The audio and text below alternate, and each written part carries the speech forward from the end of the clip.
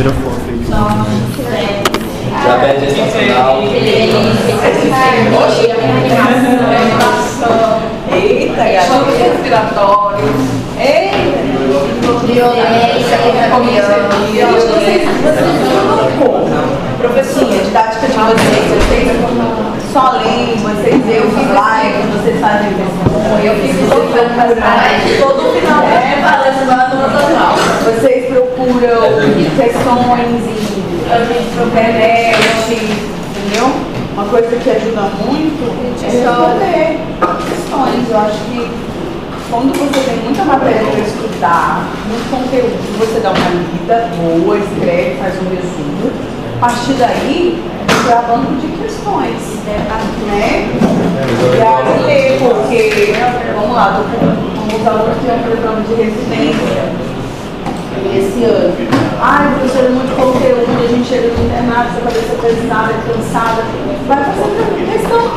Aí errou a questão, vai lá olhar o gabarito e vai olhar a discussão, porque pelo menos é que você não está com vontade de ficar lá lendo, aquela atenção está cansada, talvez. Faz questão, entra, automático, você errou, você aprendeu por erro, entendeu? Então isso ajuda muito. Na residência, no internato, eu fiz exatamente assim, sabe? Me ajudou muito fazer questão. Ixi, a manhã inteira fazendo questão e você errava 50 vezes a mesma questão, uma hora você aprende. Uma hora vai. Uma hora vai, não tem jeito, né? Aí quando você chegar na prova de residência, no caso da prova de vocês, aí você fala, oxe, a mesma questão. A gente sempre vai existir, como é que a gente vai conseguir inventar algo ainda que não existe? As questões elas se repetem muito. Então você vê tanto. Tem questão que na prova de residência demora tipo assim 1 minuto. Mas, nossa, é a mesma coisa. Eu olhava na pegadinha, não, é igualzinho. Nossa, não tinha nem trabalho de mudar. É assim. Bom, a gente já falou um pouco de tudo com relação à diabetes. Tudo. E aí, como é que é o Luizinho? Luizinho.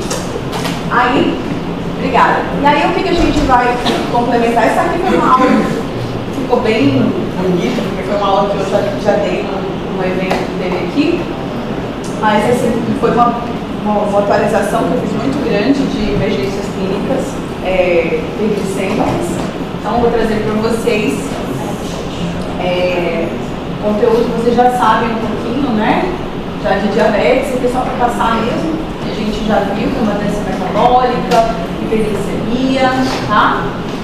E o que são as complicações, né? Vamos começar pela cetoacidose, que a gente já comentou quando a gente falou de DM1. A cetoacidose é a principal, né, complicação do diabetes do tipo 1 e a mais grave desse paciente, com relação à complicação hiperglicêmica. A complicação mais comum seria uma hipoglicemia durante o tratamento, mas quando a gente está falando de complicação hiperglicêmica, são duas. A cetoacidose diabética é o estado hiperglicêmico hiperosmolar. No DM1, o que acontece, na maioria das vezes, é a trágica, tá?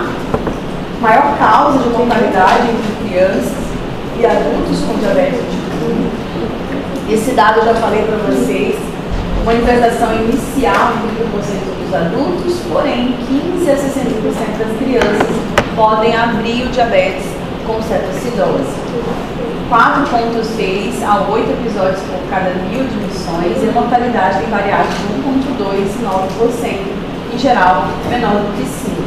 Pode acontecer também com pacientes com DM2, isso é questão clássica, às vezes, de prova de residência. Cetoacidose exclusiva do paciente com DM1, não, pode acontecer no DM2, é mais comum no DM1, sim, tá? Estado hiperglicêmico hiperosmolar, manifesta-se quase que exclusivamente no DM2, por quê? Porque se o paciente tem reserva de insulina, ele não faz cetoacidose, né? A fisiopatologia do desenvolvimento delas é muito semelhante. O que faz com que o paciente não desenvolva a cetoacidose é uma pequena reserva de insulina que evita a lipólise desenfreada e o acúmulo de ácidos graxos e corpos cetônicos. O paciente com estado hiperglicêmico hiperosmolar é o típico DM2. Por mais que ele tenha uma glicose descompensada, uma doença avançada, ele ainda tem uma preservação pequena da função da insulina, e aquele pouquinho que tem evita um quadro muito grande, exagerado de glicólise, não fazendo um aumento excessivo dos corpos cetônicos e gerando uma acidose. Tá? Então, o paciente com estado hiperglicêmico hiperosmolar não faz acidose. Tá? Ele tem um estado de complicação, uma hiperglicemia importante, alteração do nível de consciência, mas ele não faz acidose. Se fez acidose, o diagnóstico é cetoacidose. O pH desse paciente é normal, tá? Predomínio em idosos, e esse mesmo estado, essa mesma condição já foi nomeada antigamente de estado hiperglicêmico não cetótico e coma hiperglicêmico hiperosmolar não cetótico. Por que esses termos foram abandonados? Porque não dá para falar não cetótico. O paciente pode fazer presença de corpos cetônicos. Vocês podem fazer corpos cetônicos, produção de corpos cetônicos. Fica em jejum prolongado, jejum intermitente muito prolongado, você pode fazer corpos cetônicos. Vai fazer acidose. Mas aqui, se eu falar estado hiperglicêmico não cetótico e vir um exame de urina de corpos cetônicos, como que eu ia justificar se eu estava dando diagnóstico que era não cetótico? E aí a gente sabe que pode acontecer presença de corpos cetônicos, então esse termo já não é apropriado. Tá, e por que o termo coma? Porque nem todo mundo faz coma.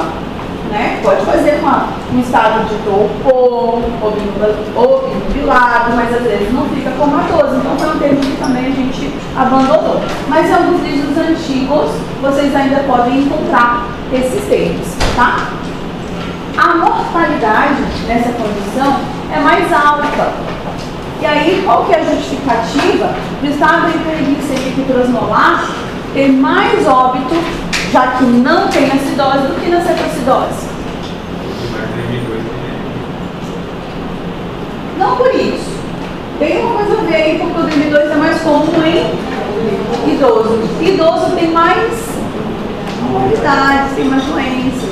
Então, é uma complicação grave num paciente potencialmente grave também. Um idoso que às vezes já tem uma doença cardiovascular, o idoso já tem, às vezes, um idoso frágil, o idoso já tem uma hipertensão de difícil controle, né? Já tem um diabetes de longa data. Então, se vai acometer uma população com comorbidades, tem uma mortalidade maior do que a cetoacidose que acomete crianças, adolescentes, tá? Ó, quanto que é a mortalidade no DM1, a média menor do que 5%, que é entre 5 a 20%.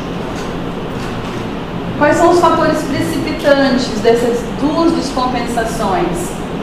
Nas duas condições, as infecções entram como uma das principais causas de precipitação dessa complicação hiperglicêmica. O tratamento irregular, seja através de omissão da aplicação da insulina, descontinuou o medicamento oral no paciente que é DM2, tá? Pode ser a prima descompensação no DM1, ele aplica o diagnóstico com a cetoacidose, um infarto, um AVC, algumas medicações corticoides são medicamentos que são contrainsulínicos, aumentam a glicose, TARV, fenitoína, uso de álcool, cocaína, a gravidez e qualquer situação onde há uma resposta metabólica ao trauma, ao estresse, cirurgias, um grande trauma, às vezes uma grande queimadura. Por quê? Porque é o aumento dos hormônios contrarreguladores. Então, o paciente vinha estável, em equilíbrio com a insulina, com o fator que reduz a glicose, que é a insulina, seja por uso de insulina, seja por medicamentos que agem na resistência insulínica. E aí vem alguma condição que desfavorece o aumento dos hormônios contrarreguladores e mantém no basal a minha insulina. Até a gente descobrir isso, aí a gente vai tentar conduzir para equiparar, mas até então ele começa a ter descompensação glicêmica. E a M e a VR, sim, também são situações que podem levar ao aumento dos hormônios contrarreguladores, né? E uma vez um paciente meu, 69, 70 anos, a filha era enfermeira, ela tinha um telefone, ela mandava muita mensagem, aí ela, sabe aqueles pacientes que meio que pressionam você por um resultado? Então a filha sempre assim, mas olha, meu pai saiu da consulta, estava tudo bem, agora ele quase começou a subir, como assim? A senhora está fazendo alguma coisa, mudou algum remédio, alguma coisa errada. Mas eu já tenho a resposta na ponta da língua para esses pacientes. Seu pai tá... Olha, mas seu pai estava muito bem, a gente aumentou. Como que o seu pai tá? Ele está meio prostrado, não sei mais o que. Aí eu falei assim, você fez alguma avaliação do seu pai? Você mediu a pressão? Ele está sentindo alguma dor, alguma coisa? Aparentemente ele está bem. Eu falei, não, você é enfermeira. Eu quero os dados vitais, os sinais vitais dele. Me passa os sinais vitais. Estava com a pressão super alta. Tinha os 2 dias que ele estava meio prostrado com a pressão muito alta. Aí eu falei assim, pede para ele fazer alguns gestos com a face e fotografa e manda para mim, até você organizar ele para levar ele para o hospital. O que ele tinha tido? Uma véia. Eu fiquei puta da vida com ela. E ela é enfermeira. E a primeira coisa que ela fez foi mandar mensagem para mim, falando que eu diminuía a dose da insulina, porque não sei mais o que. Olha, meu pai tá ruim assim, a glicose dele, porque a senhora diminuiu a dose de insulina dele. Eu falei, e como é que ele tá? Não, ele não tá bem, tá prostrado, mas as glicoses estão ficando tudo acima de 400. Não, meu pai estava muito bem quando ele saiu do consultório. Eu diminui porque estava fazendo hipoglicemia. Alguma coisa aconteceu com o seu pai nesses 2 dias. Seu pai não, uma infecção, deu xixi, porque ele tinha tido uma AVE. Entendeu? Mas é aquela pessoa que não fala, que não quer ir pro médico. Entendeu? Então, assim, tem que desconfiar. Vinha tudo bem no perfil glicêmico do paciente, começou a subir alguma infecção. Ali o idoso faz infecção de urina, às vezes, sem muito sintoma, né? Um quadro viral inicial. Então, descompensou. Se ele não fosse para o hospital, ele ia fazer em casa um estado hiperglicêmico hiperosmolar. Não foi ainda, porque a glicose ainda estava em nível de 400. Para fechar o diagnóstico, a glicose tem que ser acima de 600. Né? Mas ele ia evoluir, tá? Eu fiz a patologia da cetoacidose, deficiência absoluta de insulina, e no estado hiperglicêmico hiperosmolar relativa. Não há uma deficiência absoluta, ou há uma deficiência relativa ou uma ação ineficaz da insulina, que é a fisiopatologia do DM2. Associada a níveis elevados de hormônios contrarreguladores, que vão levar a uma maior produção hepática de glicose, porque a gente sabe que é o contrário do que a insulina faz. A insulina não aumenta a produção de glicose, a insulina faz reserva de glicose sobre a forma de glicogênio. Os hormônios contrarreguladores não, eles levam hiperglicemia, tá? Então aumenta a produção de glicose. Com a resistência insulínica, ou a ação ineficaz da insulina, há uma diminuição da utilização dessa glicose, não tem captação de glicose. Qual que é a consequência? Hiperglicemia. E, fora isso, a hiperglicemia, vocês já estudaram lá, nível de túbulo renal, começa a ter o quê? Glicosúria. Glicosúria, não perde só glicose, eletrólitos pela diurese osmótica. Então, o paciente tem hiperglicemia, com desidratação.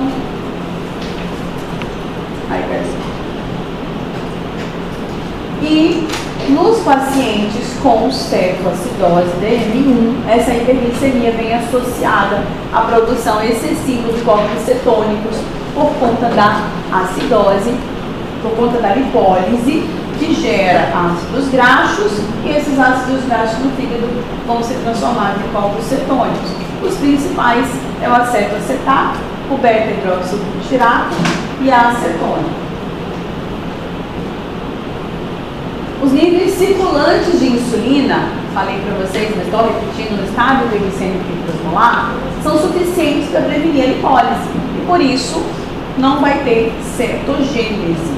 Tem corpos cetônicos? Pode ter um pouquinho no AS, mas não forma cetogênese completa a ponto de levar à acidose, tá? Porém, essa insulina é insuficiente para levar à promoção de uso da glicose, então vai ter hiperglicemia, tá?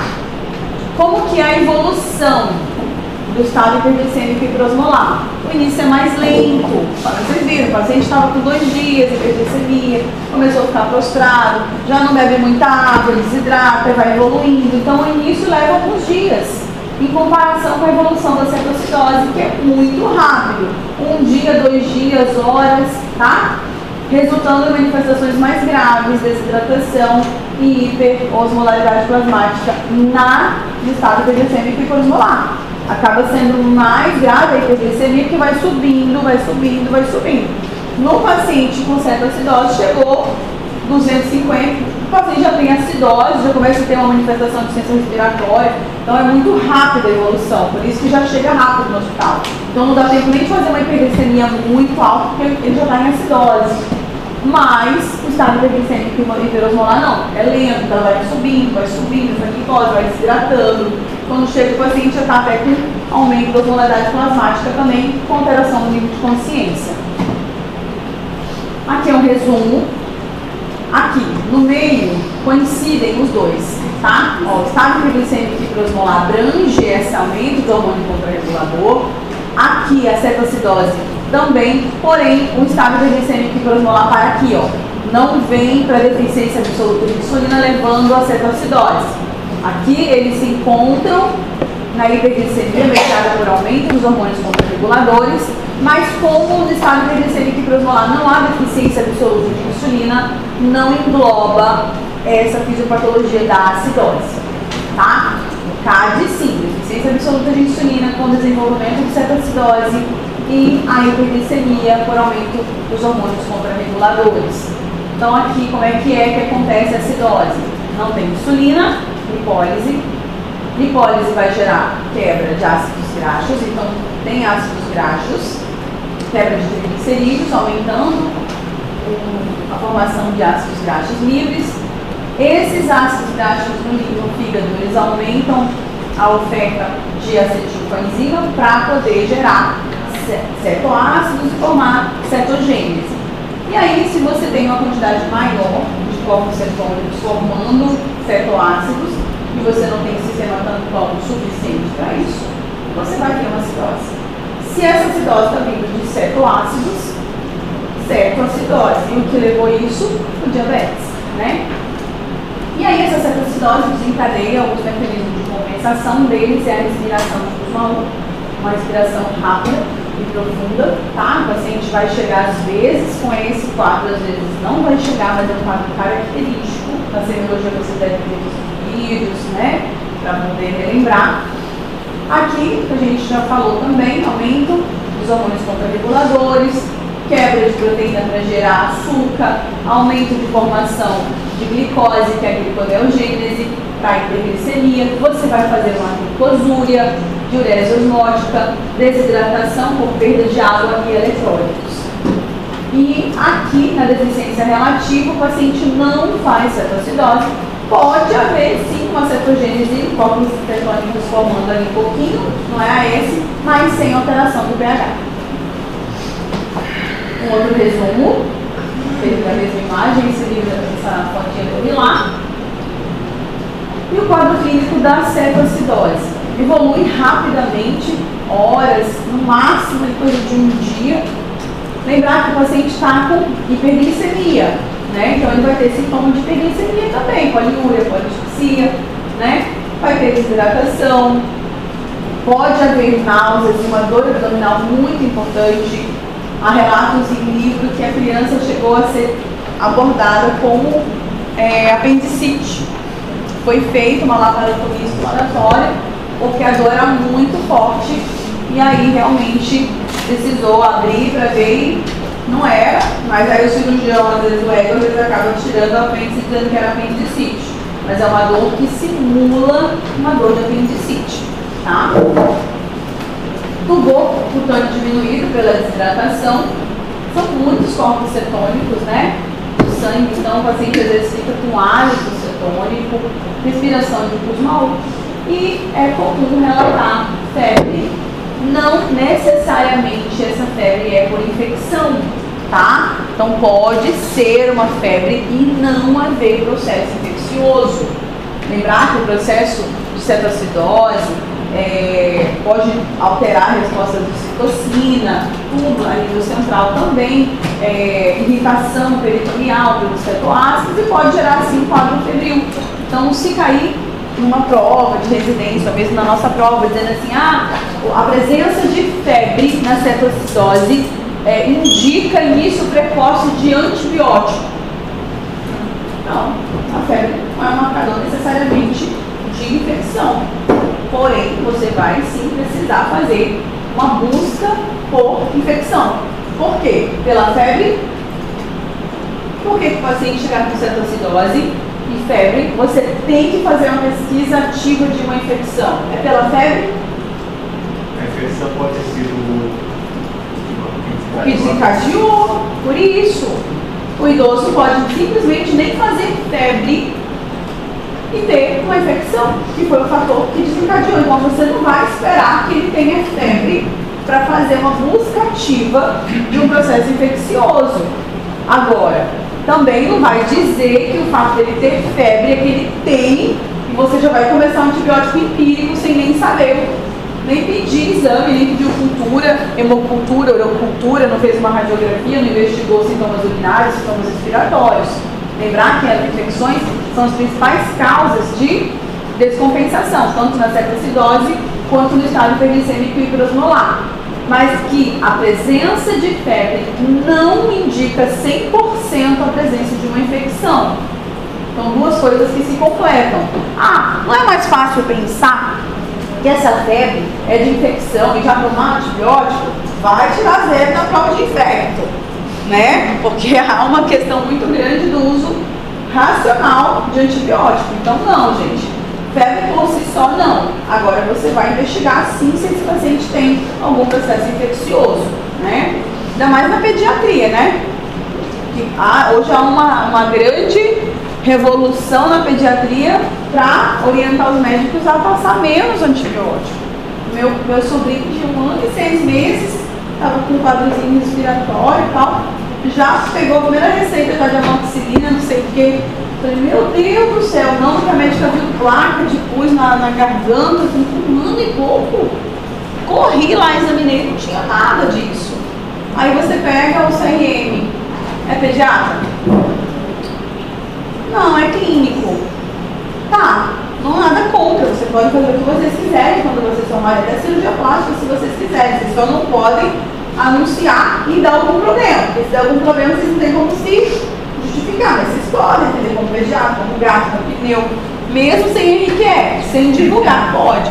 A grande questão é, vocês estão confiantes e seguros dessa conduta, porque ela com certeza ela não estava segura de que era um processo viral e ficou com medo de ser um processo bacteriano e evoluir e a criança via uma complicação. Mas aí você estudou, e quando você estuda, o estudo te dá segurança. E aí você vai entender que 90% dos quadros febris respiratórios de uma criança que está é viral. E você pede para a mãezinha levar daqui 48 horas, você põe no seu prontuário, reavaliar em 48 horas. Mas não sair prescrevendo antibióticos, então todo mundo que chegar com o nariz escorrendo, né? Você vai cair isso na prova de vocês, IFAS? Ainda não, né? O quadro clínico do estado hiperglicêmico e hiperosmolar, início insidioso, também tem sintomas de hiperglicemia, poliúria, polidipsia. Lembra que a evolução é mais lenta. Então a hiperglicemia vai indo, vai, aquele idoso tem uma dificuldade maior de acesso à água, o idoso bebe menos água, então a desidratação é muito intensa. Os pacientes chegam muito desidratados na emergência, tá? E essa desidratação com hiperglicemia, hiperosmolaridade plasmática, gerando alteração do nível de consciência, que pode chegar com confusão, torpor, rigidez, sinais focais e até mesmo coma. Como a gente faz diagnóstico de cetoacidose? Os critérios diagnósticos. pH menor que 7,3, ou seja, um pH que corrobora com o diagnóstico de acidose. A acidose, então, há um consumo de bicarbonato para tentar compensar isso. Então, o bicarbonato é menor do que 15. Há algumas referências que podem trazer o bicarbonato menor do que 18. Eu não vou discutir isso, se colocar na prova 18. Mas A gente está trazendo aqui aquilo que está mais comum na literatura, que é menor do que 15. Glicemia maior que 250 e você precisa comprovar cetonemia e ou cetonúria, tá? Não tem no meu serviço um monitor de glicose que analisa glicemia e cetonemia. Faz um EAS, pronto, faz um EAS. Você precisa também investigar infecção de urina, já faz um EAS, vai ver se tem piose, se tem cetonúria, tá? E aí você consegue. Tem que ser os potes, então? Tem que ser pH, bicarbonato, glicose, ou cetonemia ou cetonúria. Então quando não tem gasometria, não tem. Não tem como fazer diagnóstico. Aí ferra. Porque como que você vai liberar um paciente de M1 que chegar no teu consultório com glicose de 300 se você não tem uma gaso? Vocês viram que a mortalidade é de certa forma alta, não é maior do que do estágio hiperglicêmico, mas é uma mortalidade alta. E a maioria dos locais onde há serviço de emergência, nossa, não há uma gasometria, né? Aí é aquela questão que eu falo, sempre falo para vocês. Dinheiro nem sempre é o melhor quando você forma. Existem inúmeras armadilhas. Quanto vocês investiram na formação de vocês para chegar até a formação de clínico geral, eu não estou falando nem de residência, para você assumir um plantão que está pagando lá R$2.000, 12 horas, mas não te oferece nada. Vale a pena esse estresse, esse desespero de saber que você não está fazendo nada pelo seu paciente, que você simplesmente é um herói. E vocês são heróis?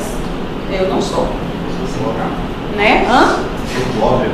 Então, nós não somos heróis para querer fazer milagre com o nosso paciente, com a vida do nosso paciente, num local onde não tem condição. Aí você pode falar assim, professora, mas não é melhor ter um médico lá do que não ter? Eu vou te dizer que não. Porque quando tem um médico lá sem nenhuma estrutura, aquele paciente vai para lá. E ele já perdeu quanto tempo de atendimento para chegar lá em você? Quando ele poderia ter colocado numa ambulância equipada, e aí o médico só na cidade de sobreaviso e pegar essa ambulância, ó, equipar uma ambulância para transportar. É mais barato equipar uma ambulância para fazer um serviço de emergência e transferir um paciente do que equipar um hospital com enfermeiro, exame de imagem, exame disso, exame daquilo. Gente, claro que eu queria que todos os municípios tivessem um hospital com estrutura, um serviço de pronto atendimento com estrutura, mas não tem. Não tem nada, às vezes nem tubo. Mas tem um médico lá, com a cara e a coragem, e um CRM, sem tubo, sem medicamentos para fazer uma intubação rápida, entendeu? E aí eu digo que quer ser herói, entendeu? Quer ser herói, porque é complicado, né?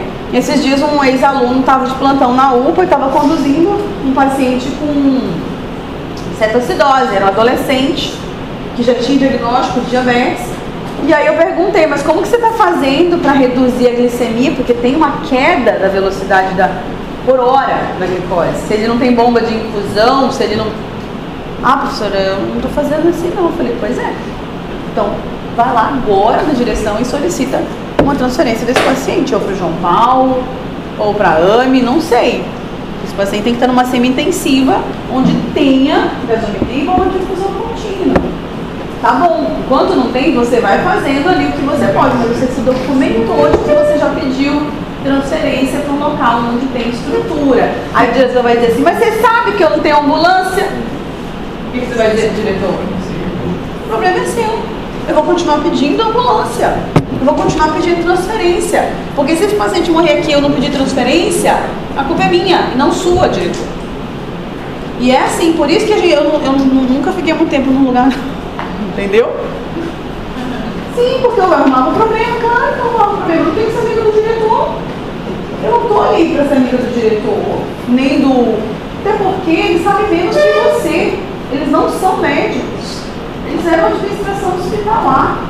Quem detém do conhecimento é você. E uma amiga minha ficou muito frustrada, porque também ela era obrigada na UBS a fazer receita para paciente que ela nem conhecia. Porque o diretor pedia, porque não, mas essa paciente aqui, ela veio aqui mês passado, 2 meses, não, mas eu tenho que ver a paciente para renovar essa receita.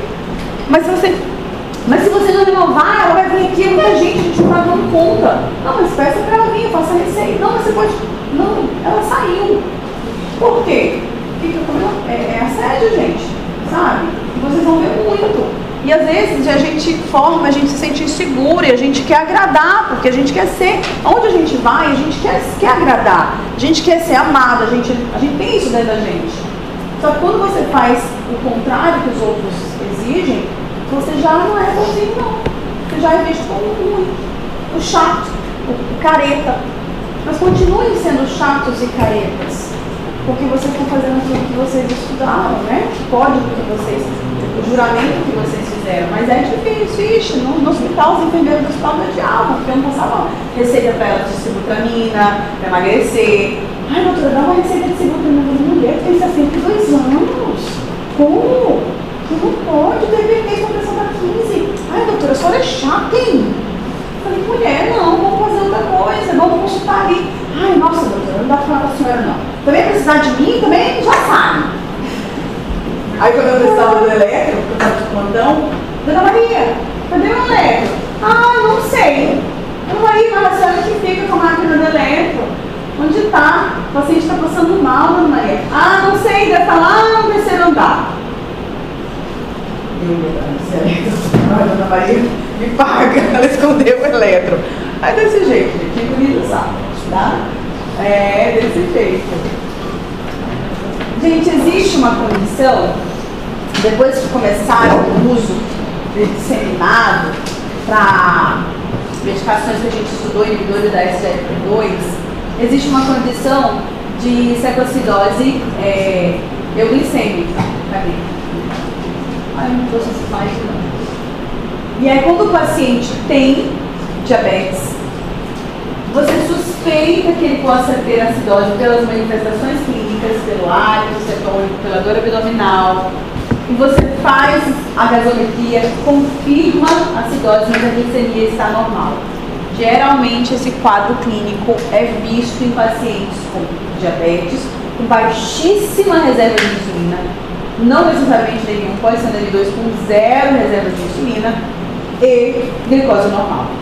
Tá? É a cetoacidose euglicêmica, que tem sido vista depois que a gente começou a utilizar muito inibidores da SGLT2. E uma dica que eu dou para vocês, é uma medicação muito boa, é uma medicação moderna, vocês estudaram, mas eu não prescrevo logo no início do tratamento do paciente muito descompensado quando eu tenho que dar insulina para ele. Sabe aquele paciente que chega com sintomas de hiperglicemia descompensado, onde a indicação é insulina, eu dou o que para ele? Insulina. Posso colocar um pouquinho de metformina se eu notar uma circunferência abdominal, uma gordura visceral, que denote que ele tem resistência insulínica também. Porque daí aquela insulina que eu dou vai agir melhor, porque ele está agindo também na resistência insulínica. Porém, inibidor da SGLT2, nessa fase inicial eu não prescrevo. Tá? Eu não prescrevo por conta desses relatos de cetoacidose euglicêmica. Porque o paciente não tem contrapartida de produção suficiente de insulina. Ele está em hipólise. E aí, os medicamentos podem induzir, tá? Os critérios de estado hiperglicêmico e hiperosmolar. Pode repetir, por favor, na nossa da SGLT2? Os pacientes com diabetes tipo 1, a gente não usa, não prescreve, pelo risco de cetoacidose euglicêmica. Porém, é um DL2 que você acabou de consultar, está com sintomas de hiperglicemia, glicose presentes, todas as indicações de uso de insulina, hiperglicemia, glicada maior que 9 com presença de sintomas, todas as indicações para usar insulina, use insulina. Mesmo você tendo em mãos o inibidor da SGLT2, você deixa para prescrever numa segunda ocasião, quando essas glicoses estiverem melhores. Professor, isso está no livro? Não, isso é uma dica, isso é um conselho de quem já viu pacientes desenvolverem início de cetoacidose, entendeu? Por conta dessa falta de reserva de insulina. Já vem o paciente internado, com isso eu tive que avaliar, né? Ele estava muito sintomático, hiperglicêmico, reclamando de muita dor abdominal, tinha feito várias coisas, fez a gasoacidose e estava investigando que era uma acidose sepse, uma acidose metabólica, entendeu? E aí, dentro da história, estava sendo tratado com uma acidose metabólica, tudo. Dentro da história, ele tinha uso do inibidor da SGLT2, então na hora a gente para suspender, falei para ele não voltar até ele estar com o diabetes dele compensado, né? Ele parou a insulina, começou a usar só o inibidor da SGLT2 e aí fez, porque ele estava na insulina, ele era um paciente já em uso de insulina há muitos anos, entendeu? Aí quando o médico colocou o inibidor da SGLT2, ele achou que ele podia tirar a insulina, aí ele tirou a insulina. Aí começou a subir, mantendo o comprimido, passou muito mal, fez sintomas compatíveis com acidose, respiração, tudo, mas a glicose dele não era acima de 250, e por isso estavam deixando os plantonistas assim, achando que era um foco infeccioso, que ele tinha feito, na verdade, uma acidose metabólica, um foco urinário, respiratório, alguma coisa que não estava encontrando. Só que como a glicose dele não melhorava, me chamaram não para conduzir a cetoacidose glicêmica, porque ninguém tinha feito esse diagnóstico. Me chamaram para conduzir o diabetes, né? Para retornar o uso da insulina no hospital, para fazer a conduta hospitalar, bomba, isso e aquilo. E daí eu vi na história que ele tinha usado e tinha parado a insulina. Mas isso depois de conversar, né? Mas o João não estava indo tão bem, sua glicada estava boa da outra vez, o que aconteceu agora? Ah, doutora, que esse médico colocou esse remédio aqui, daí eu quis parar a insulina, porque estava usando muito remédio. Eu falei, complicado, né? Cetoacidose, a gente falou, agora sabe que a glicemia hiperosmolar, o pH é normal, pH acima de 7,3, bicarbonato acima de 15, glicemia acima de 600 e a osmolaridade sérica efetiva acima de 320 miliosmoles.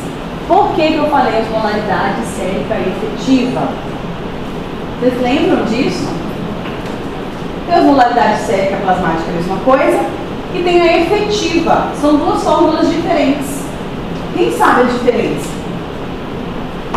Gente, se esforcem. Lembrem que existem pontos de participação. E esses pontos são diretos para a prova. Mas se formem dentro de 5 segundos. 1, 2, 3, 4, 5. Gente, existem duas fórmulas para calcular a osmolaridade plasmática. Uma leva ureia, sódio e glicose, e a outra não leva o resultado da ureia, que é a efetiva. Agora, como é que é a fórmula para cálculo da osmolaridade sérica?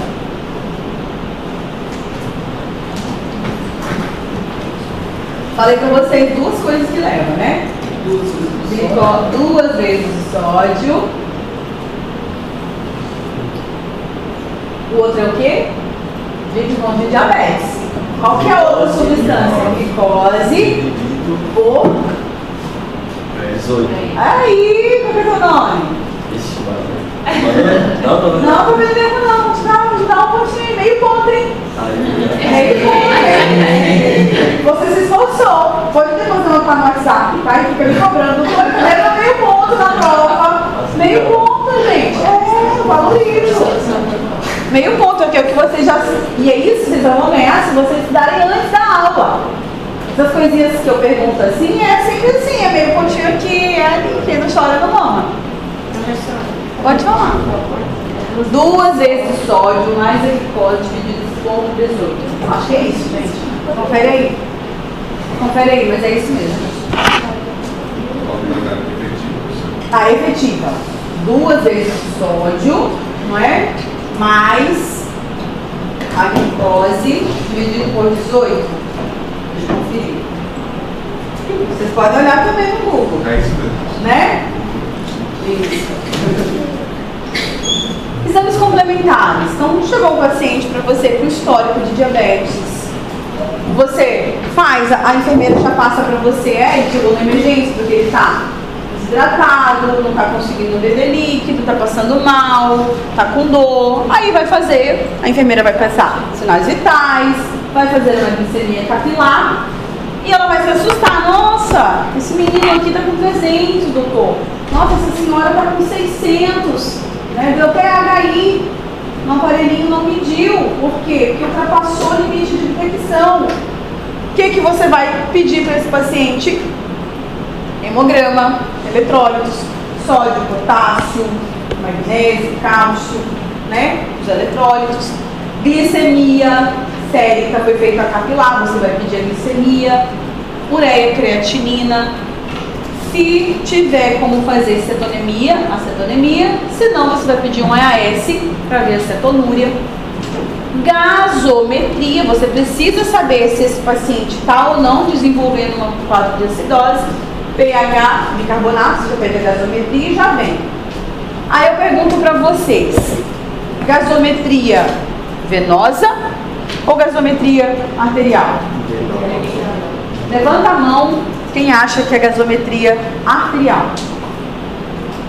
Pode levantar, se quem não levantar eu vou pedir para justificar. Arterial. Menos da sala acha que é arterial. E venosa? A maioria. Você levantou na arterial? Você acha que é arterial? Arterial? Vai levantar a mão. Você acha que é o quê? Arterial? Venosa? Vocês da equipe da venosa também? Quem tá na equipe da venosa? Hã? Você acha que é venosa? Por que você acha que é venosa? Eu acho que, tipo, na venosa, a célula já teria puxado a glicose, entendeu? Mas a gasometria não é para ver isso, não. É só pH e bicarbonato. Então, por conta disso, tem um aumento de qual você Não por isso. Não por isso. Você acertou que é venosa, mas não por isso. Vamos lá. Você não precisa ver oxigenação e nem ventilação. Os dados que você quer é só o dado de pH e bicarbonato. Tanto a arterial quanto a venosa são fidedignas em te oferecer os dados de pH e bicarbonato. Porém, quando você precisa ver PO2, saturação arterial de oxigênio, esses dados de oxigênio e de ventilação, você só vai conseguir de forma fidedigna com a arterial. Nesse momento, você não quer ver isso.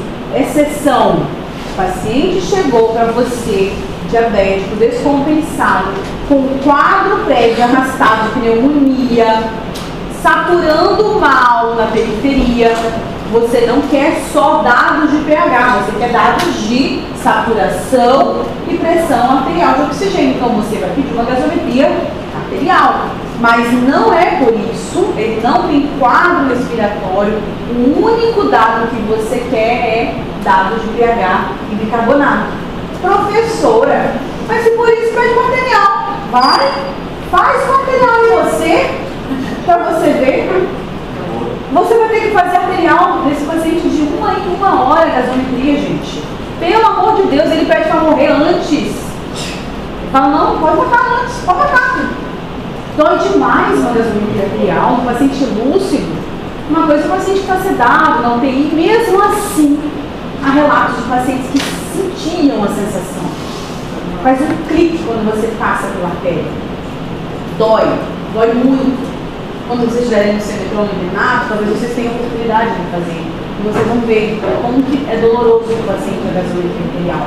E você tem que fazer esse paciente na fase crítica de 1 em 1 hora, pelo amor de Deus. Venosa, tá? Venosa mesmo. Você pode coletar, a enfermagem pode coletar com um procedimento médico. Arterial, na maioria das vezes, não pode fazer isso com a enfermagem, não. No laboratório. Né? O laboratório pode fazer. Arterial com os laboratórios não podem mesmo, colocam isso como um ato médico, tá? Pelas complicações, né, da função arterial.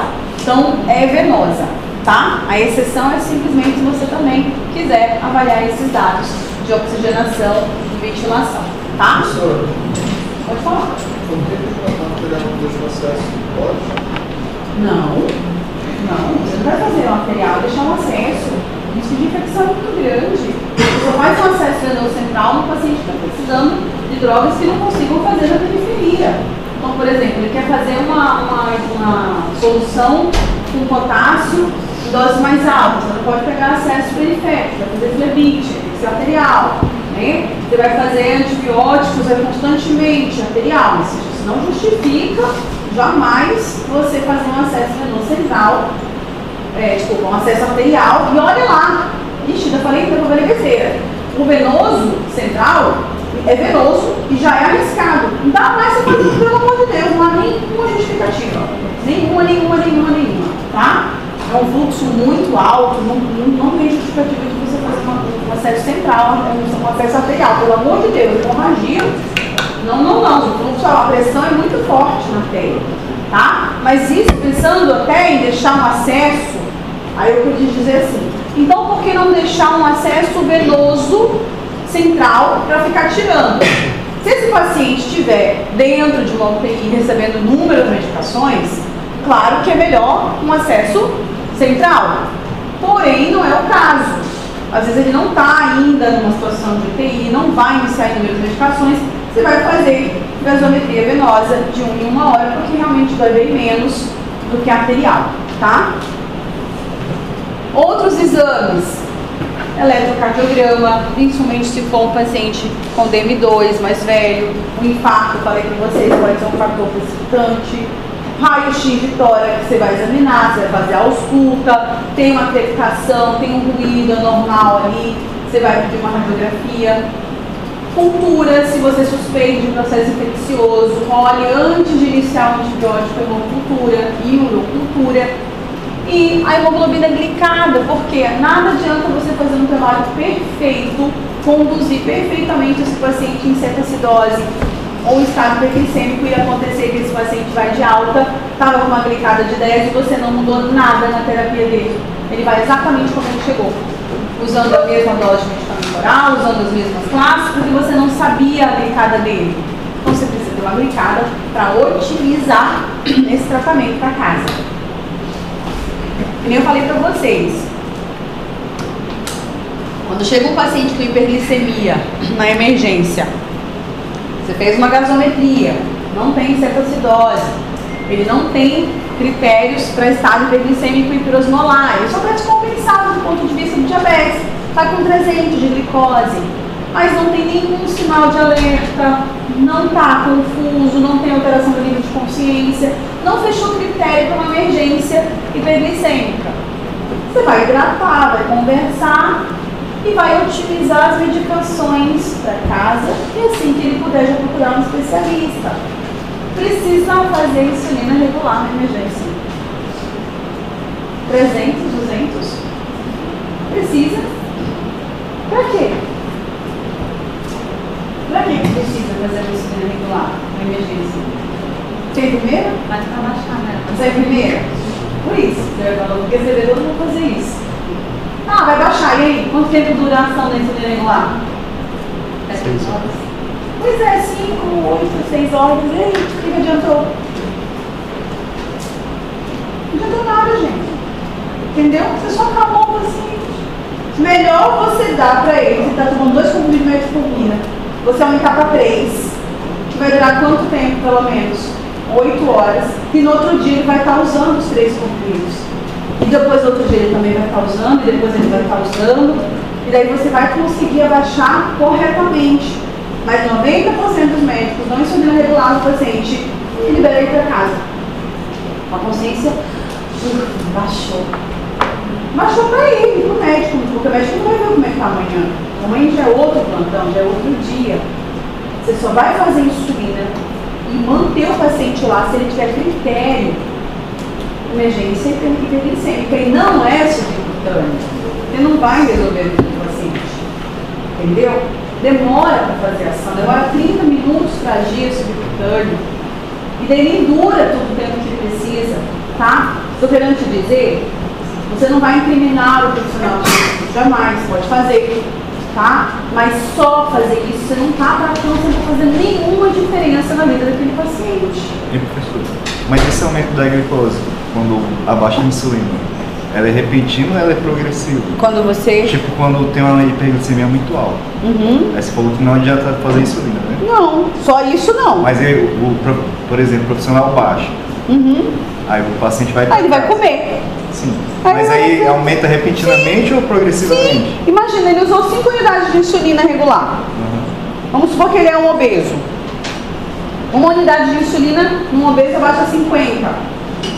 Beleza, baixou 5 unidades. Tá. Aí ele foi lá e comeu, chegou em casa, tá se sentindo bem. Foi lá e comeu. Pão, arroz, macarrão. E o que vai acontecer com a glicose dele? Aquela insulina regular que ele aplicou 4 horas atrás, estava fazendo efeito? Vai subir a glicose, a velocidade com que vai subir, eu não sei o que ele comeu. Eu não sei quais são as medicações que ele está usando. Agora, o que eu estou querendo te dizer é que não adianta só fazer isso, não resolveu em nada a vida do paciente. Agora, se você prescreve uma insulina em pH para ele, 10 unidades, para ele usar antes de dormir em casa, aí sim. Então, quando for uma emergência, se ele já faz uso de medicação, Você vai sentar com ele, você vai dizer, João, aqui não é um local para a gente ver isso. O que o senhor está sentindo? Aí o que você tem que fazer? Ver se há algum sinal que possa ter levado essa glicose a subir. Não medicar a glicose, medicar o paciente, consultar o paciente. Por que ele descompensou? Será que ele teve uma infecção? Será que ele está infartando? Será que ele tem uma AVE? Será que ele está com uma pneumonia? É um idoso? Será que está com uma infecção de urina?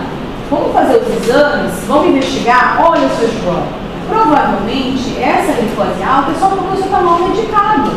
Eu não vi nada no senhor, o senhor não tem nenhuma alteração, é porque o senhor está se alimentando, está comendo, tem uma doença crônica que a medicação está dando conta de manter seus níveis glicêmicos. Mas hoje o senhor não está desidratado, seus exames estão normais, não há sinal de infecção, pedimos uma gasometria, está normal, vamos supor que ele já é um diabético usuário de insulina a longo prazo, dessa figurinha aqui, pode acontecer cetoacidose. Não deu nada. Doutora, a senhora não vai passar nenhuma insulina para mim aqui para baixar agora? Vai 300. E você vai dizer assim, seu João, a gente até pode fazer, hidratar e passar, mas só isso não vai adiantar, porque amanhã vai subir tudo de novo. Deixa eu ver que remédio que o senhor está usando. Ah, o senhor está usando só um de metformina? Não, seu João, vamos passar para 2, vamos passar para 3. É esse o intuito que eu quero que vocês aprendam. Não basta só você chegar o paciente com 300, você pegar o paciente, nossa, vem cá rápido, rápido, corre aqui, pelo amor de Deus, põe aqui, vamos aplicar 3 unidades de insulina. Você não sabe nem para quanto vai cair, se você não calcular, não sabe quanto ele está usando o peso dele. Você pode até baixar demais. E pode baixar demais na glicemia? Não, não pode. Tem fisiologia envolvida numa hiperglicemia crônica. Né? O corpo já está adaptado à hiperglicemia crônica. Se você baixa de 300 para 80, você causa um risco de quê, gente? De complicação neurológica. O que pode acontecer? Então me responda. Abordagem terapêutica. Então, vamos supor que o paciente está com uma emergência hiperglicêmica. Você já fechou os critérios diagnósticos. Ou você fechou para cetoacidose ou fechou para estado hiperglicêmico hiperosmolar. Lembra que esse paciente que a gente está falando que chega na emergência, ele não tem uma emergência hiperglicêmica. Porque se ele tiver aí, está pior ainda.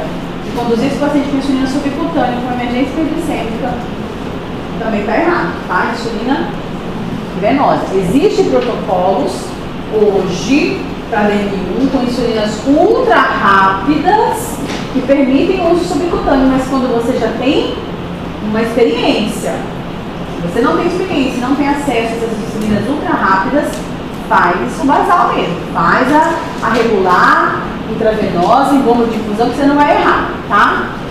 Então, quais são os objetivos? Restaurar o volume plasmático desse paciente, então hidratação. Ai, meu Deus, não tem bomba de insulina, não tem nada, não tem gaso, não vou usar insulina, não tem como dosar o potássio. Hidrata. Hidrata esse paciente, hidrata e acha o fator causal, o fator desencadeante, começa a tratar o fator desencadeante também, tá? Mas é o composto, é tudo. Restaurar o volume, reduzir gradualmente a glicemia, corrigir os eletrólitos e identificar e tratar o fator desencadeante quando for possível, quando encontrar, tá? Como que a gente faz a reposição volêmica? Isso aqui não é para criança, tá? Isso aqui é adulto jovem, adolescente, adulto jovem, porque eu não coloquei aqui fórmula de reposição volêmica para pediatria, tá? Então é no adulto jovem. Isso aqui serve para cetoacidose e para o estado hiperglicêmico hiperosmolar. Então, solução em ACL, né, 0,9, soro fisiológico, 15 a 20 ml por quilo na primeira hora, e depois manter de 500 a 1000 nas 2 a 4 horas. Existe uma influência na dosagem de sódio a nível laboratorial que a hiperglicemia ocasiona. Quando você está com uma glicose muito alta, a dosagem do sódio, ela vem falsa, tá? Ela vem baixa. Vem uma hiponatremia por conta da hiperglicemia. Isso gera uma diluição e aí você acaba tendo um sódio baixo. Então você tem que fazer uma conta quando você recebe o resultado do sódio e da glicemia desse paciente. Para cada 100 miligramas de glicemia acima de 100, você acrescenta 2,4 mEq ao valor do sódio. E aí sim você vai saber se esse sódio é normal, alto ou baixo, tá? E aí você vai corrigir depois a hidratação desse paciente. Você vai mudar, no começo você não sabe, é soro fisiológico, mas depois que você já tem em mãos o valor do sódio, você vai substituir essa reposição volêmica para NaCl é 0,45, se o sódio corrigido for normal ou alto, ou se o sódio corrigido for realmente baixo, você vai manter com soro fisiológico, tá? Então, por quê? Quer ver? Vamos lá. A glicemia do paciente, o paciente tem 70 anos, tem estado hiperglicêmico e glicosmolar e está com 600 de glicemia. O sódio do meu paciente é 130. Você acha que esse paciente tem o quê? Hiponatremia ou é normal? Aparentemente, hiponatremia. Agora vamos fazer o sódio corrigido desse paciente. Pode fazer o sódio corrigido desse paciente. Você vai acrescentar 2,4 mEq para cada 100 acima de 100. Quanto tem acima de 100? 5. 5 vezes 2,4. Gente, eu tenho uma conta da mão. Acrescenta 130. 142. Ainda está normal. Mas aí, ó, não é baixo. Você não vai usar solução fisiológica nesse paciente. Você vai usar NaCl 0,45. Viu a diferença? Então o paciente não tem hiponatremia. Isso porque em alguns lugares, aqui nem tem a opção do salgadão, né? Que fala soro vertônico, né? Tem gente que ainda coloca que a hiponatremia taca um soro que a gente chama de salgadão, né? Com uma composição maior do que o soro fisiológico. Tem que saber disso, tem que saber que há uma hiponatremia dilucional no paciente com hiperglicemia, e que você precisa aprender a corrigir, tá? Tem fórmula, mas aqui é uma fórmula, é uma solução mais fácil de você fazer, tá? E aí, tá bom, já fiz a hidratação, agora eu vou pensar no início da insulinoterapia. E aí eu preciso, na insulinoterapia, saber o valor do potássio. A gente aprendeu na fisiologia que a insulina aumenta a captação da membrana plasmática por aminoácidos, pela glicose, e aumenta a permeabilidade pelo potássio também. Então, a hora que você começar a insulina, esse potássio vai ou não vai entrar para dentro da célula? Vai. E se é baixo, vai ficar mais baixo ainda. E hipocalemia? É bom ou ruim? Do coração. É ruim, é causa de arritmia, né? Então, você precisa saber o potássio antes de começar a insulinoterapia. E essa insulinoterapia é venosa, é imediato a ação, não é subcutâneo, que depende, é intravenosa. Então, colocou e o potássio caiu. Só que se o potássio é normal, tudo bem. Se o potássio é baixo, vai dar complicação, você vai desenvolver uma arritmia, né? Então, só iniciar a insulina se o potássio for maior do que 3,3, porém, você vai colocar no soro o potássio também que eu vou ensinar, mesmo quando ele é normal, tá? A dose de ataque, você pode fazer, isso é bem discutido, se vai fazer um bolus ou se não vai fazer um bolus. Nos livros pode fazer um bolus de 0,1 unidade de insulina por quilo, tá? O paciente. Se for muito idoso, pode já começar só com a infusão contínua. A insulina não é NPH, a insulina é a regular, tá? Ah, professora, tem que saber, tá? É a regular, que é para usar via intravenosa, tá? E a dose de manutenção calculada na bomba é 0,1 unidade por quilograma de paciente por hora. Tá? Isso vocês vão aprender o dia que vocês estiverem mexendo com uma bomba de infusão, tá? Essas coisas que vocês também têm que saber, o dia que tiver acesso a uma UTI, aprender como é que você vai saber calcular isso aqui fácil, tá? Como preparar uma solução da insulina? A solução da insulina pode ser feita adicionando 25 unidades de insulina regular em 250 ml de soro fisiológico, tá? Assim que você vai prescrever, tá? Então, você está lá, o paciente vai começar, você tem que ter a bomba de infusão contínua para você passar essa solução, gente. Ah, não, eu vou fazer no sorinho ali, ó, vou só controlar ali bem, uma velocidade bem lentinha.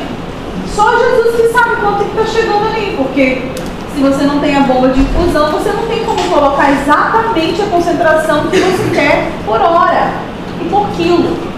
Então não dá para abrir o soro, fechar o soro, quando você está administrando uma solução com insulina para controle de glicemia, que tem até velocidade de queda ideal.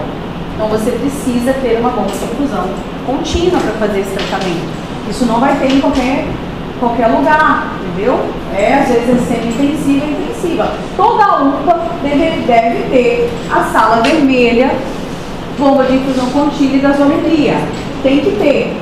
Às vezes não vai ter, mas tem que ter, tá? A gente está trabalhando no cenário ideal, né? Como que a gente vai fazer então com relação ao potássio? A gente esperou o resultado do potássio, a gente só começou a insulina quando esse potássio foi maior ou igual a 3,3. Se o potássio for menor do que 3,3, passa um sorinho com 40 mEq de potássio até você dosar o potássio e ele subir para 3,3. Chegou a 3,3 ou já está acima de 3,3, você vai colocar naquela solução que você fez para ele, que está de hidratação, hora a hora, 20 a 30 mEq de potássio por cada litro que vai correr para poder manter o potássio entre 4 a 5. O potássio começou a subir e de hora em hora você está fazendo exame desse paciente, gasometria, glicemia, potássio, tá? Você está fazendo hora a hora. Potássio chegou e já deu 5,3. Suspende o potássio, tira o próximo soro, não tem mais potássio. Ou se o paciente já chegar para você com potássio acima de 5,2, não precisa administrar, mas precisa checar. Porque você está dando o que para ele? Insulina. Então você tem que estar checando o potássio sempre. Você não vai colocar no soro, nem vai atrasar a insulina por causa do potássio, mas você vai ter que estar checando esse potássio. E aqui atrasa mesmo, viu? Você não começa a insulina se o potássio for baixo. Aí você tá lá, herói, nem tem gasometria, não tem potássio, não tem nada, só tem você. Como é que você tem coragem de começar a insulina para esse paciente? Né? Aí, gente, então, professora do céu, o que a gente faz numa hora dessa? Reza, pede transferência e faz, às vezes, uma subcutânea. Ó, não grava isso que eu tô falando não, porque isso aqui tá totalmente errado. Só para o paciente não morrer, entendeu? Mas eu tô falando, não tem indicação de usar insulina subcutânea quando está diante de uma crise hiperglicêmica. Agora, você não está diante de uma crise hiperglicêmica. Na maioria das vezes que vocês vão ver é isso. Mas não é para falar mal do professor, tá, gente? É simplesmente para você ir lá e fazer aquilo que você aprendeu. Conversar com o paciente, perguntar o que ele está usando, colher a história, falar, professor, esse paciente está com a glicose alta, seu João, porque ele está, olha, seu professor, ele só está usando um comprimento de metformina e onde que vem clamida, a função renal dele é boa, ele tem exame, é tudo legal, vamos comentar mesmo que você não sai realmente só indo. Já encaminho, alguma coisa você tem que fazer para ele ir para casa depois, né? E a gente entende, às vezes são 50 pacientes para atender, gente. Não é fácil. O médico ele quer resolver ali e mandar o problema para frente, né? Falei para você, eu vou voltar aqui, ninguém me respondeu. Já passou 3 slides, ninguém me respondeu. Já apareceu outro slide ali, qual que é a complicação? Qual é a complicação de você corrigir de forma muito rápida uma hiperglicemia que no paciente com estado de resistência pericosmolar, elas, é em horas que elas se desenvolvem? Não, em dias. Então você acha que o seu corpo não fez nada para poder se adaptar com essa hiperglicemia? Como é que funciona nos neurônios, gente? Como é que funciona a osmolaridade no neurônio? Você está lá, o neurônio tem uma osmolaridade X, o sangue tem outra. E começou a aumentar muito a osmolaridade plasmática do paciente que está no estado de glicemia hiperosmolar. Vocês viram? 320. O que aconteceria se o neurônio não se adaptasse? A água saía da onde para onde? O líquido sai do neurônio para o plasma. Isso acontece? Um pouco sim, mas não muito. Não tem lise, morte neuronal. Porque o corpo se adapta. O neurônio começa a liberar e produzir como se fosse solutos, para poder equiparar e compensar e ficar igual. Só que isso demorou. Ele tem um maior trabalhão para conseguir igualar a osmose ali, né? A osmolaridade. E aí, você, espertão, o paciente chegou com 600 de glicose e você falou assim, eu vou abaixar isso porque eu sou o cara. E aí sai de 500, 600 para 80.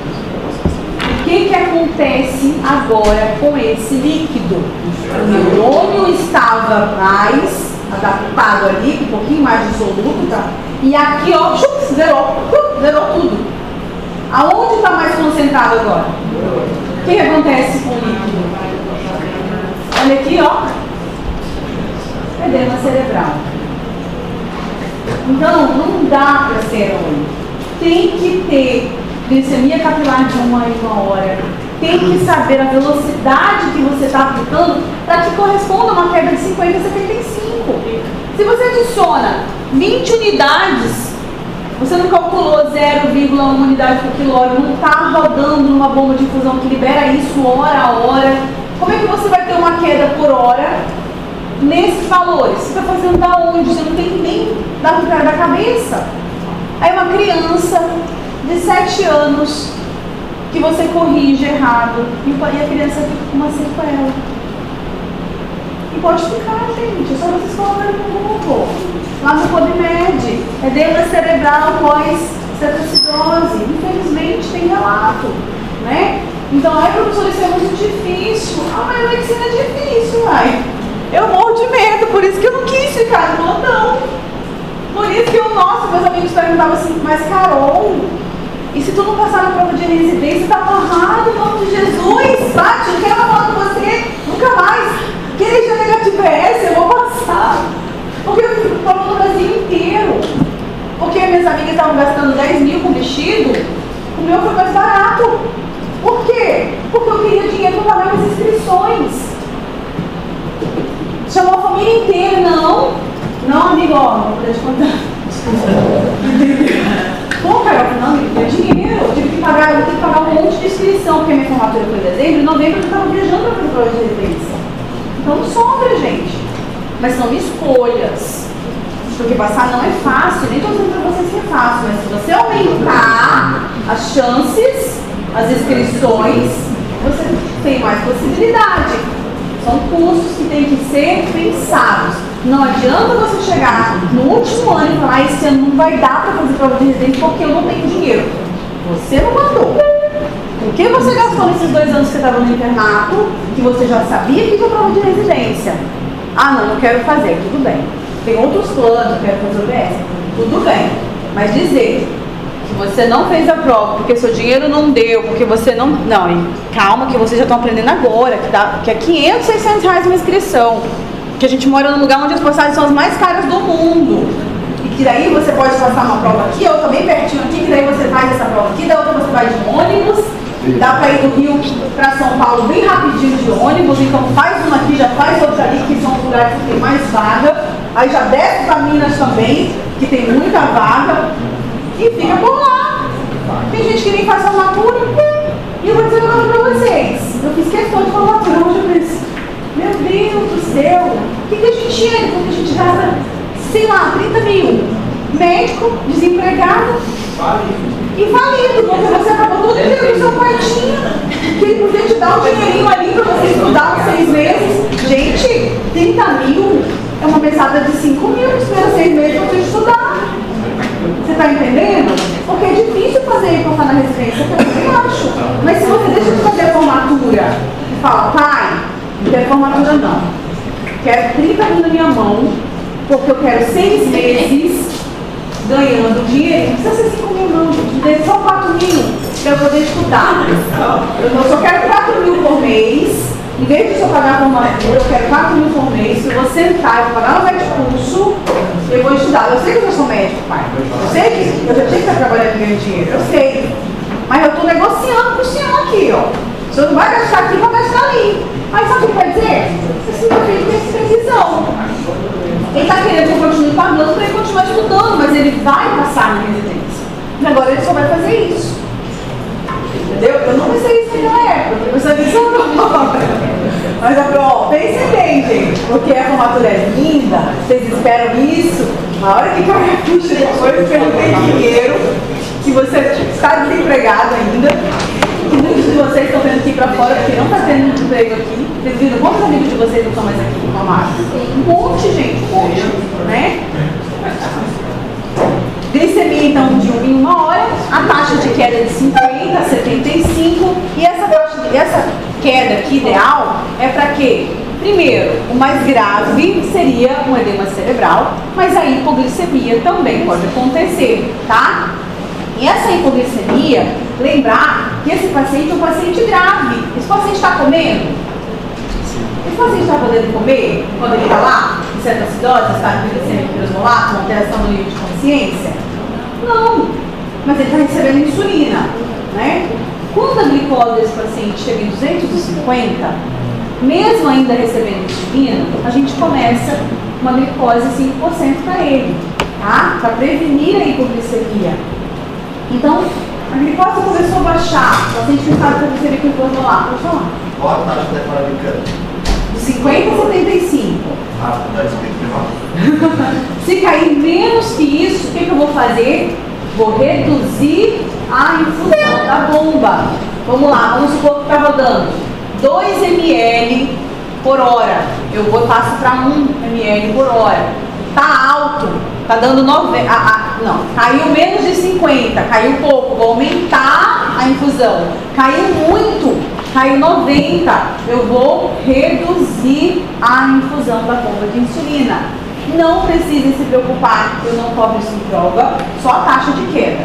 Como você vai fazer, se cair muito, isso existe protocolo para cada hospital, para cada UTI. Quem já trabalhou em UTI ou em hospital, já viu que tem um cronograma, cada hospital tem o seu. E isso a enfermeira pode fazer, tá? Ela pode seguir já a recomendação para aquele serviço, tá? E aí o paciente está usando a bomba de insulina.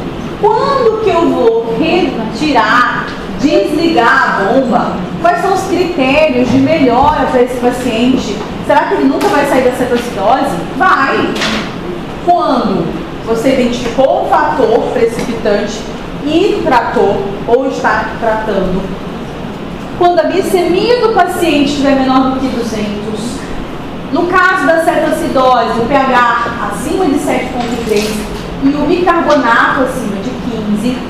E no paciente com estado hiperglicêmico e hiperosmolar, além de tudo isso aqui, ó, controle do fator, glicemia, e aqui o bicarbonato que já é desde o início, você tem que estar com uma osmolaridade normal, menor do que 320, e restabelecimento do estado mental.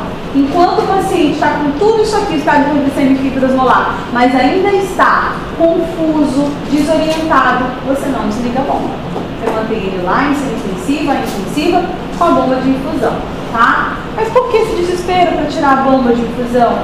Gente, você quer melhorar o paciente, né? Então você quer restabelecer o tratamento melhor, ambulatorial, na enfermaria, tá? Então a gente quer sim que seja rápido e temporário o tempo que ele está nessa complicação hiperglicêmica. Porém, não adianta você se precipitar, porque se você desligar a bomba de infusão antes de um desses aqui, ele volta a fazer a cetoacidose, a glicose volta para 600 e você tem que estabelecer tudo novamente. Então, sem pressa.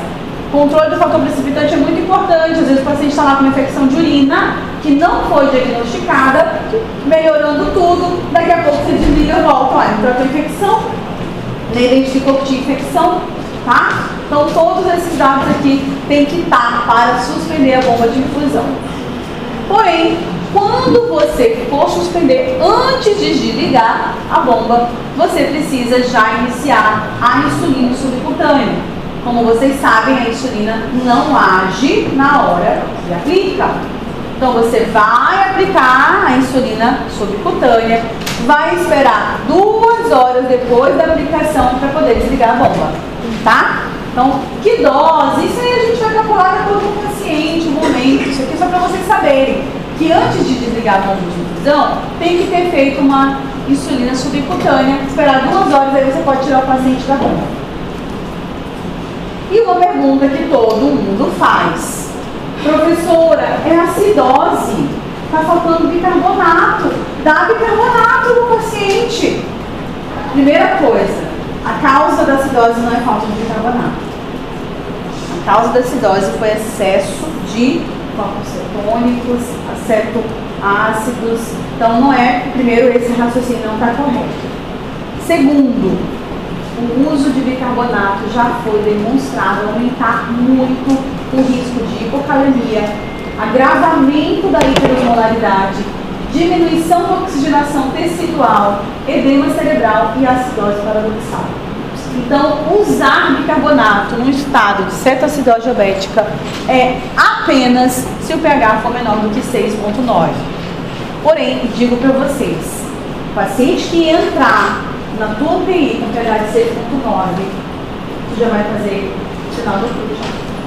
É um paciente extremamente grave, gravíssimo, tá? Um paciente com pH de 6,9, esse paciente está muito grave. Então, o bicarbonato aqui, sabe aquela conduta que vocês vão aprender no ACLS, das causas de parada? Uma delas é a acidose.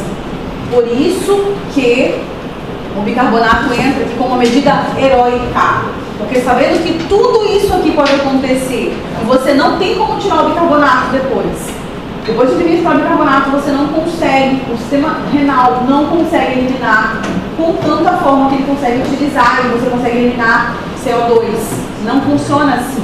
Vocês vão ler depois direitinho na nefrologia todo o sistema de acidose, alcalose, para vocês verem como é que é difícil a alcalose metabólica, correção, tá? Não há essa compensação que a gente tem na acidose metabólica de aumentar com a respiração, entendeu? Então é muito grave a alcalose, ela diminui a oxigenação tecidual por inverter a curva de captação da hemoglobina pelo oxigênio. E uma vez eu estava tendo aula de nefrologia, o professor perguntou: vocês preferem ter acidose ou alcalose? Aí todo mundo respondeu. Claro, né, gente? Se for para ter, né? Ninguém quer ter nada. Mas em termos de raciocínio de gravidade, todo mundo levantou alcalose. Aí, nossa, se tivesse que dar uma nota para vocês, eu daria 0 para todo mundo. Alcalose metabólica é muito mais grave do que a acidose, tá? Por causa disso aqui, principalmente por diminuição da oxigenação tecidual. Então, bicarbonato na cetoacidose somente se o pH estiver menor do que 6,9. Aí digo para vocês, é porque é uma medida heróica mesmo, tá? Aí você está querendo salvar a vida, porque tudo que ele está é muito mais grave do que o bicarbonato. Imagina que pode ser mais grave do que isso, é um pH menor que 6,9, tá? Então é um paciente bem grave, mortalidade altíssima, tá? Pode acontecer, né? O paciente chegar grave assim para você. Mas antes disso, adianta só chegar e dar bicarbonato? Não, é que você pode fazer. Não é que você vai fazer primeiro do que hidratar, do que fazer insulina, do que corrigir potássio. Não, é que você pode fazer. Você está fazendo tudo e não está melhorando, você vai lembrar do bicarbonato. Não é que é a primeira escolha não, tá? É que eu posso fazer aqui. E eu ainda vou pensar se eu vou fazer. Talvez eu tente primeiro hidratar mais, aumentar a infusão de insulina, corrigir o fator precipitante, tá? É isso, porque é muita discussão esse bicarbonato aqui, tá? Pronto, gente, é isso.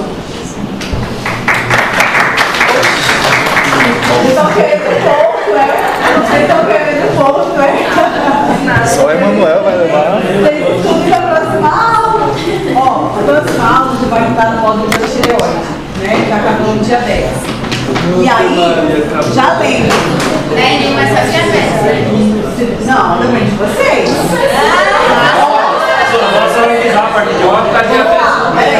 Depende de vocês. Por quê? Porque tem diabetes, tem tireoide, tem obesidade e síndrome metabólica, tem, conteúdo todo, tem adrenal e hipófise. Então, se só cair em diabetes, vocês estão enrolados para ir em dois. Então, eu acho que vocês, a maioria das turmas faziam diabetes, tireoide e obesidade. Tá? E deixava adrenal, hipófise para M2. Agora, vamos ver como é que vai indo, vamos ver como vai fluir. Entendeu? A gente tem algumas adaptações que eu já fiz em turmas anteriores. Por exemplo, ano passado eu fiz a hipófise, aula de 2 horas, podem ser até um pouquinho mais, com toda a turma valendo nota de uma atividade. Então eu não cobrei. Depende de como a turma vai fluir. Vamos se inscrever para se fluir. Por quê? Porque a hipófise é muito específico.